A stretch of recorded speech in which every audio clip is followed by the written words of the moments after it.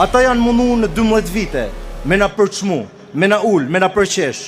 Regjimi me gjithë makinerinë e tij të propagandës bën çmosin e zhvlerësu rezistencën tonë.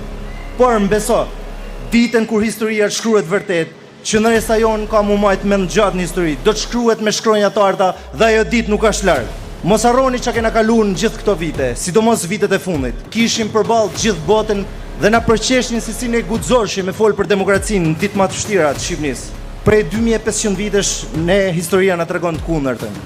Perikliu në Athinën e lashtë ishte i rrethum nga jashtë me armiqtë e saj dhe brenda saj i dënuar nga mortaja për më u zhduk jo vetëm politikisht, por edhe fizikisht, në fjalimin e famshëm demokracisë që sot ka udhëtuar në shekuj. Dhe të njëjtën gjë Partia Demokratike e ka bë, duke i dhënë shembull jo vetëm Shqipërisë, por gjithë botës se si rezistohet përballë diktaturave. Sot Shqipëria ka opozitë dhe opozita është në kam fal Partisë Demokratike.